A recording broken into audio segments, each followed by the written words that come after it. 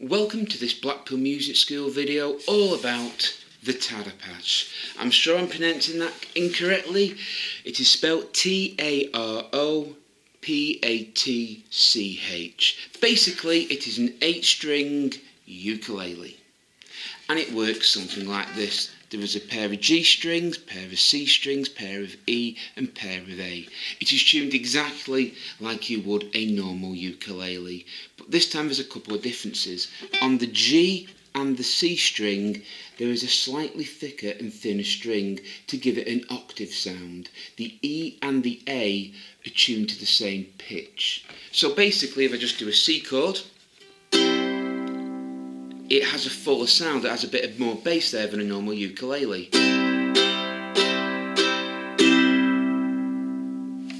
And that is the basic difference between a ukulele and a Taro Patch.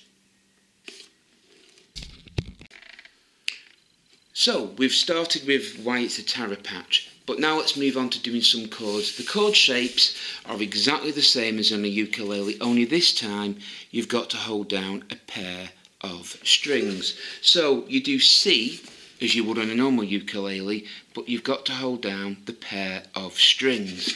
So if we do a C shape, I'm just strumming down for this demonstration.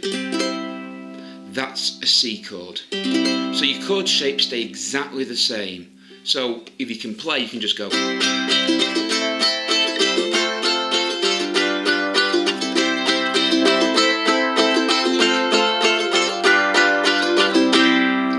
The hard bit will be to play the pair of strings. So if we do a G shape, you see I'm holding down 3 pairs of strings on the C, E and A string, and it will just take a bit of adapting because you've got to be a bit more precise than on a normal ukulele. But your strumming styles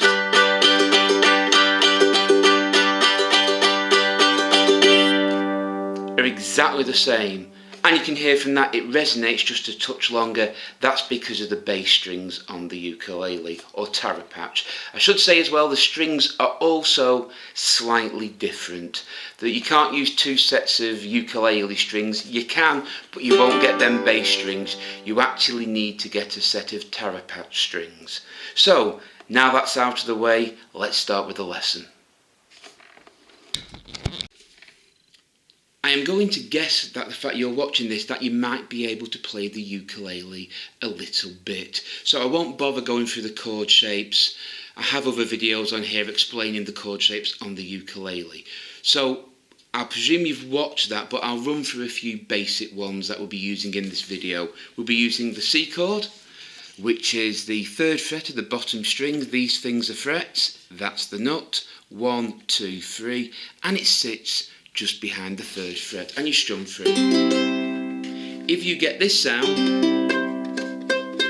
that means you're on the fret, so just move a bit back that way and it rings clear. That is your C chord shape. A minor is the 2nd fret of the top string, like that, on its own.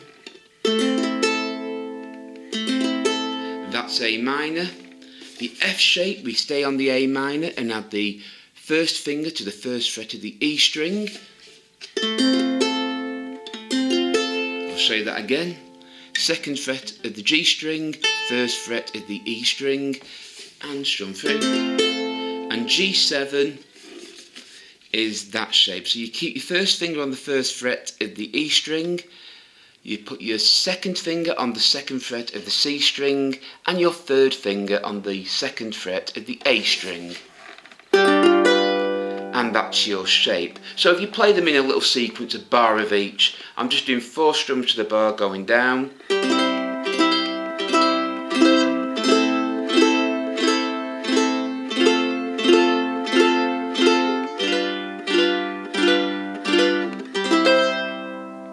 That is your chord shapes you will need for this video. Now we'll move on to some strums.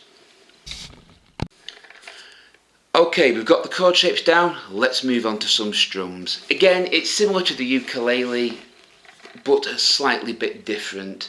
With the bass notes, it'll resonate a bit more. So I don't particularly like fast playing on a Taro Patch. I think it's better for slower songs, but That's just my own personal opinion. So we'll do a C chord shape, yeah, 3rd fret of the A string, and I'm just going to strum down to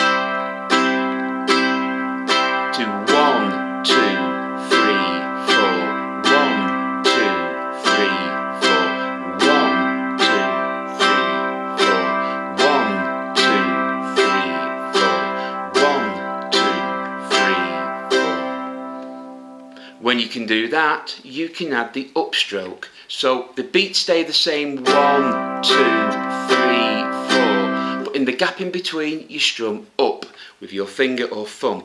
When you strum up, you don't need to catch all the strings, so you get just a C shape up here, 1 and 2 and 3 and 4 and 1 and 2, 3 and 4 and 1 and 2 and 3 and 4 and 1, 2 and 3 and 4 and another place to strum is about there, where the neck, this is the neck, meets the body, this is the body.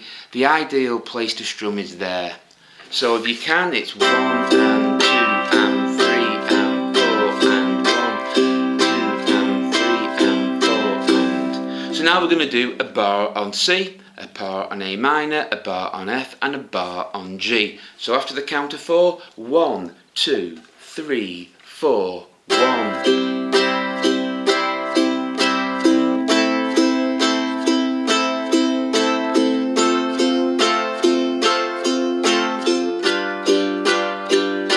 Repeat, 1 and 2 and 3 and 4 and 1, 2 and 3 and 4 and 1 and 2 and 3 and 4 and 1 and 2 and 3, 4 and...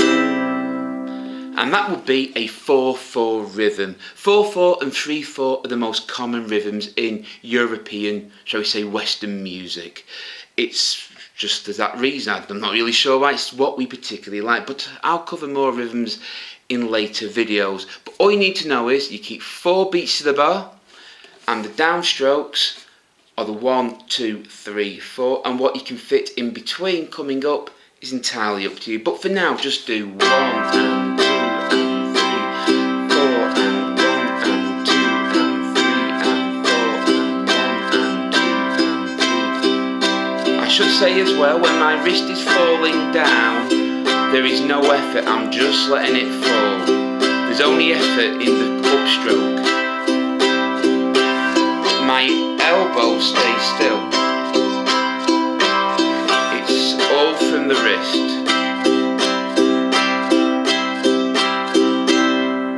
Now, rhythm is that. Tempo is the speed.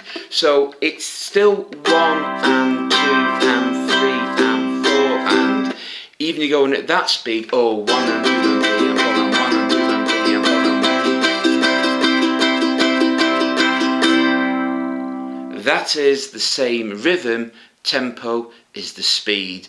Now the 4/4 is covered, we'll move on to the waltz.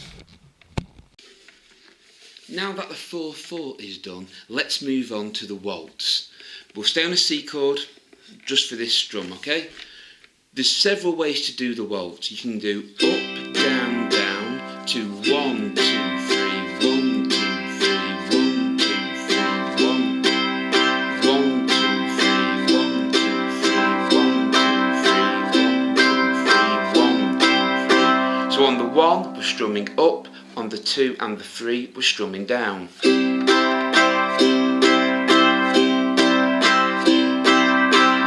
2, 3, 1, 2, 3, 1, 2, 3, 1, 2, 3. You can do that the other way. You can go down on the 1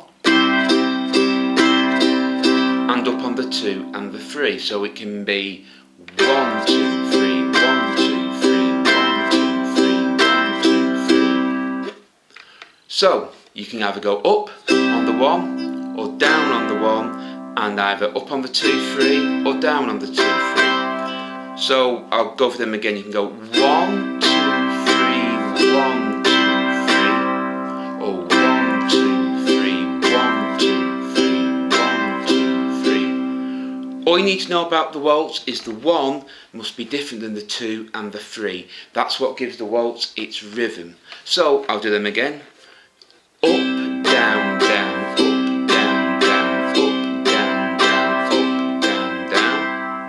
or down, up, down, up, down, up.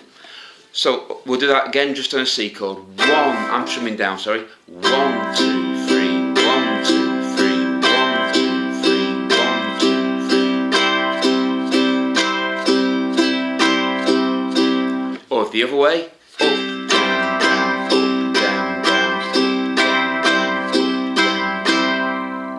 There is another couple of ways we can do the waltz. One is you tap the top string with the nail, or like that with your thumb. So that's me. I'm putting the extra strum in there, we'll come to that in a minute. So, you tap the top of the string. 1, 2, 3.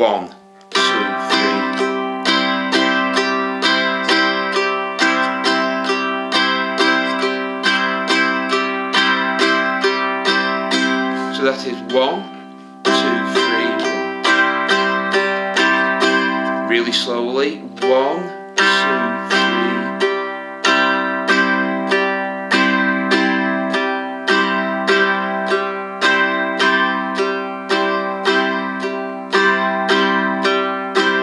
So I'm tapping this top string on the 1, then down on the 2, 3.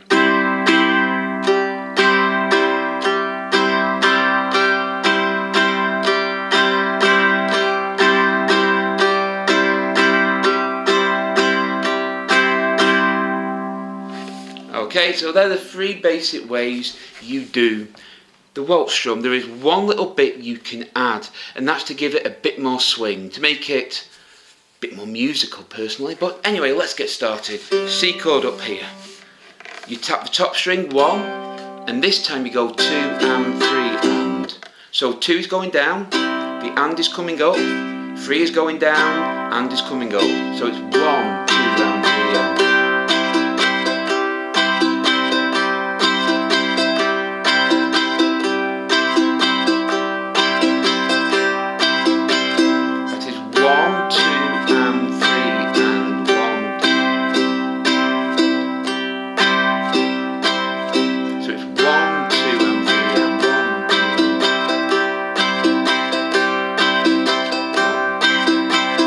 Very slowly, it's like this. 1, 2 and 3 and 1, 2 and 3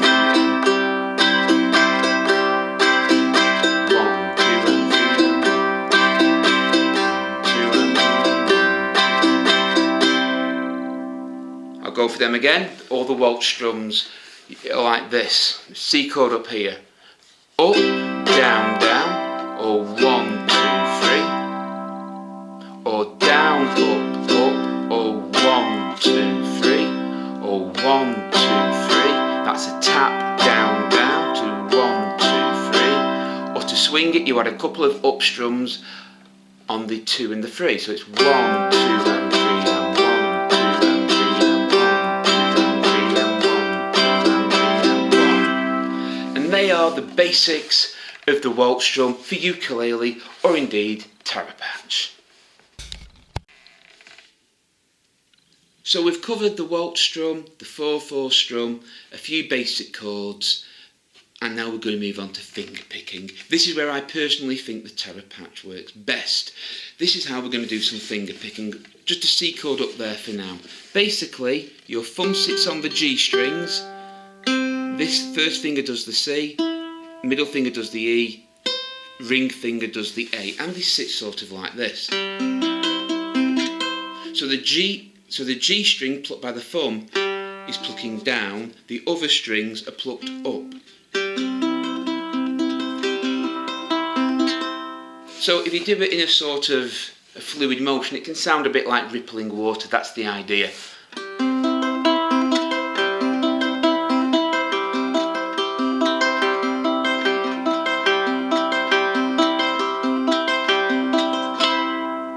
So go for that again. The G string is plucked downwards by the thumb towards the ground. The C, E and A are plucked upwards towards the ceiling, give you a hold it conventionally like this.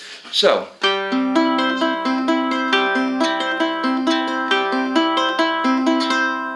now we'll do it to a rhythm. To 1, 2, 3, 4 we will pluck one pair of strings on each count. So it's 1, 2, 3, 4.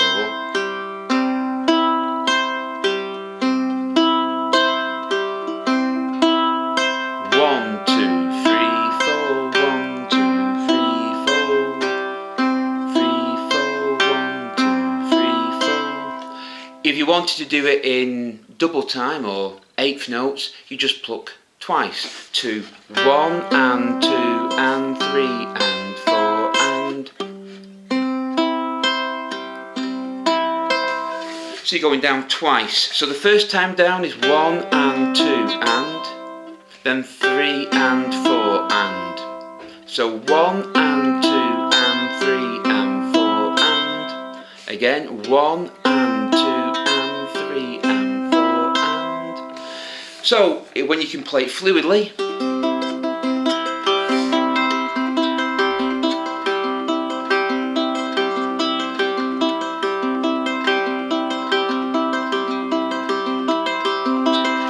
And the notes should all sort of blend into one. So I'll go for that again. You got the hand sits something like that on the string. So the thumb is plucking down towards the ground. This and this are plucked up towards the ceiling. It can take a while to go. I tend to rest my hand on the bridge there and come over like that. Okay, so it's.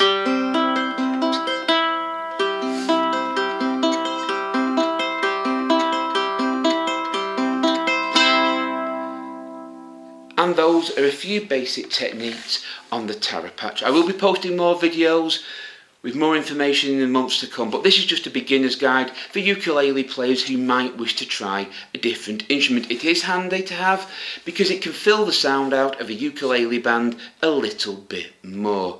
If you've enjoyed this video, please give us a thumbs up and subscribe to Blackpool Music School's channel. You can follow us on Twitter and Facebook. Links are in the description below. So until next time, keep practicing, keep playing, take care, and I'll see you all again. Goodbye.